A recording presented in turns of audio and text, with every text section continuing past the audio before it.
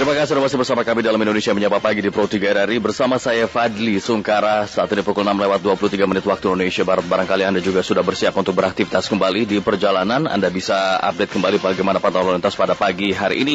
Dan kami hangatkan pagi Anda dengan informasi aktual. Termasuk diantaranya kita akan perbincangkan bagaimana persiapan timnas U19 di bawah asuhan Sintayong untuk menghadapi tuan rumah Kroasia dalam turnamen persahabatan yang digelar di Kroasia U19 tentunya.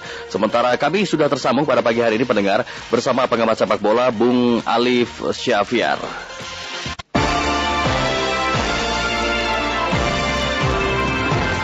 Bung Alif, selamat pagi.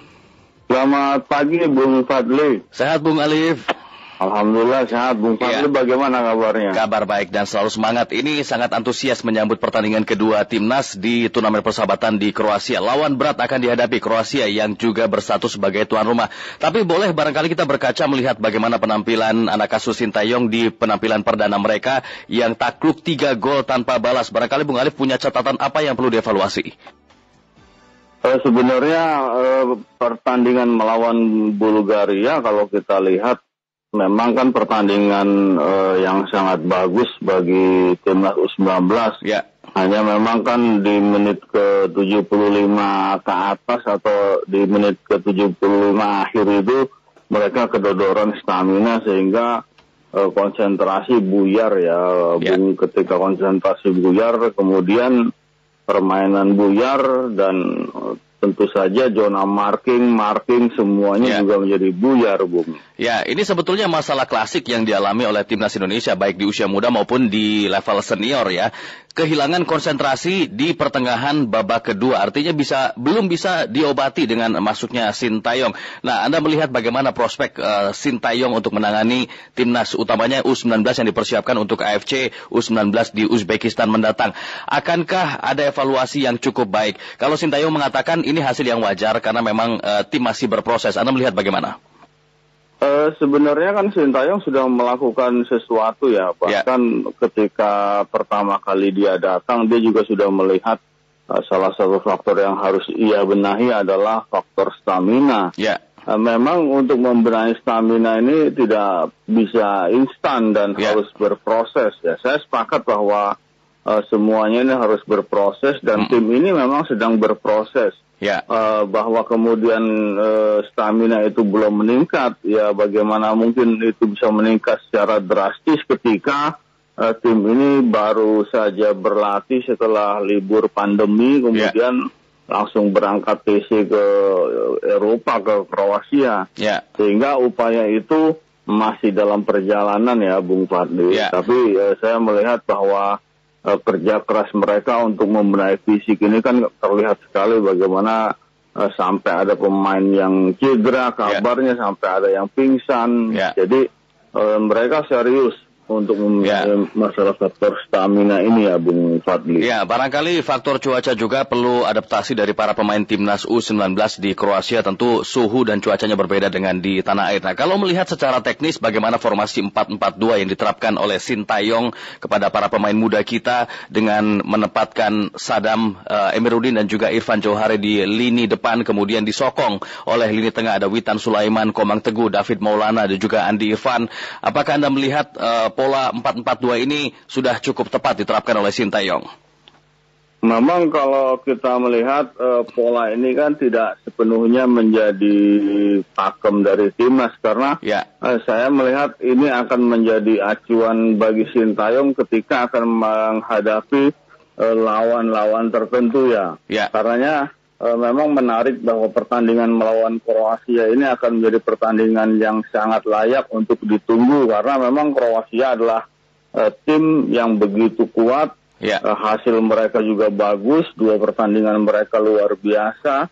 Dan yang pasti bahwa Kroasia ini kekuatannya di atas Bulgaria ya, secara hitung-hitungan di atas kertas memang tim ini bisa bermain lebih tajam dengan bola-bola yang tidak hanya seperti Bulgaria bermain dengan possession, tetapi mereka bisa dengan bola-bola tusukan dan bola-bola diagonal ini yang akan kita tunggu ya Bung Fadli bagaimana timnas ini akan menghadapi Kroasia, tentu formasi ini tidak menjadi hal yang baku ya bagi Sintayong.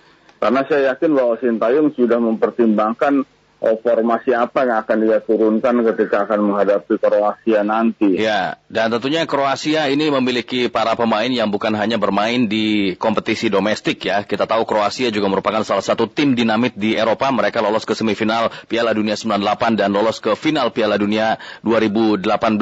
Kemudian di level muda mereka, timnas U19 juga cukup menjanjikan nampaknya prospek pemain yang mereka miliki. Nah, ada satu pemain yang barangkali boleh kita soroti, terutama penjaga gawang dari Kroasia U19, yaitu Carlo Ziger yang merupakan punggawa Chelsea. Tentunya ini akan menjadi motivasi bagi para pemain Indonesia untuk membobol gawang Carlo Ziger, atau bahkan ini juga menjadi beban tentunya bagi para pemain. Bagaimana Anda melihatnya? Ini adalah pengalaman yang sangat-sangat berharga ya bagi timnas U19 ya Bung Fadli. Bagaimana kita bisa mendapat sebuah kesempatan bertanding melawan tim sekelas Kroasia. Betul seperti apa yang dikatakan Bung Fadli tadi, bahwa Kroasia tim seniornya kan finalis Piala Dunia 2018 dan mereka peringkat FIFA saat ini kalau tidak salah peringkat 4 dunia ya, peringkat FIFA. Artinya bahwa Kroasia ini bukan tim yang sekedar tim level Asia Tenggara ya Bung Fadli. Mereka adalah tim yang sangat bagus, bahkan pelatihnya juga Josip Simonik ini juga mantan pemain Piala Dunia 2002 dan 2006. Pengalaman dia juga sebagai pemain yang bermain di Piala Dunia juga ada. Nah inilah yang akan kita tunggu bagaimana timnas bisa merasakan pengalaman berharga melawan Kroasia yang notabene adalah tim level dunia ya Bung Fadli. Meskipun ini adalah U19 tetapi U19 mereka adalah tim yang sangat bagus yang berpotensi menjadi pemain senior yang bagus nantinya ya Bung Fadli.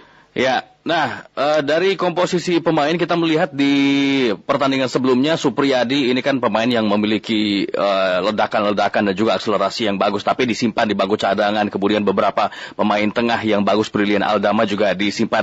Apakah Anda melihat komposisi pemain yang diturunkan oleh Sintayong di pertandingan perdana ini sebetulnya sudah cukup tepat, atau barangkali perlu rotasi juga di pertandingan kedua menghadapi Kroasia?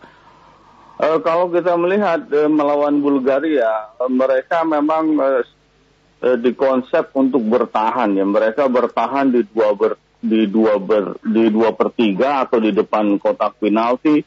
Mereka memang menginginkan sebuah permainan counter attack ya Bung Fadli. Sehingga ini yang memang harus kita tunggu, atau ini yang akan kita lihat apakah formasi ini juga akan dipasang lagi oleh Sintayong ketika melawan Kroasia. Yang pasti bahwa Sintayong memberikan isyarat, kalau dari berita yang saya baca, bahwa akan ada rotasi pemain.